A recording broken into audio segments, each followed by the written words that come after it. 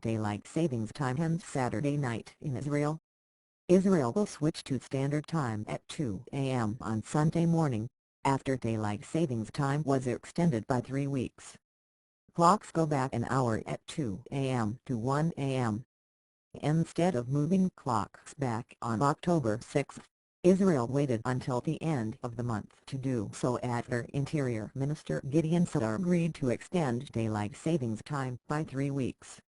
"I announced when I set up the committee that the objective was to find the best arrangement for the citizens of Israel," Saar said at a press conference.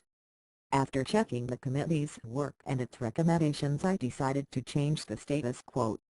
On October 6, Israelis who fought for years to have daylight savings time substantially extended found that their phones and computers ignored new state directives and sent their clocks an hour back overnight.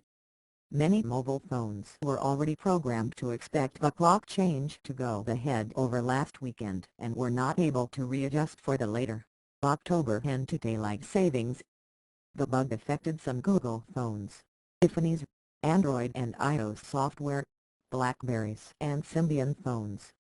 Local cell phone providers tried to preempt the problem by sending text messages to their users last week advising to set their phones to off time, which also has October 27 as the start of winter time. The thorny issue of when and how to implement daylight saving time was the focus of a special committee appointed by Saar in April. Headed by Shmuel Abuhoff, the former Construction Ministry Director General and head of the Reor Green Light in Hebrew Road Safety Organization, the committee examined the current daylight saving time policy and its impact on road safety, energy consumption and the economy.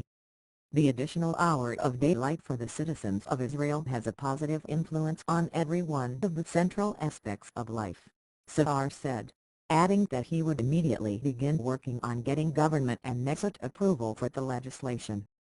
Daylight saving time went into effect across Israel on Friday, March 29, turning 2 a.m. into 3 a.m. In November, the Knesset passed legislation extending daylight savings time until the first Sunday after October 1.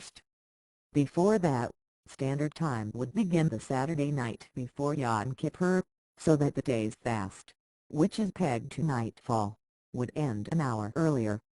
Because the Hebrew calendar is lunar, Yom Kippur can fall between mid-September and mid-October, which used to mean that Israelis returned to standard time as much as a month and a half before most other countries, where daylight savings time ends on November 1.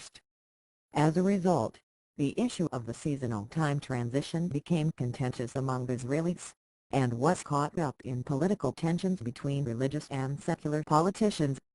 Religious parties generally pushed for the early time change to ease the Yom Kippur fast, and some secular activists protested that the change was unnecessarily inconvenient and expensive.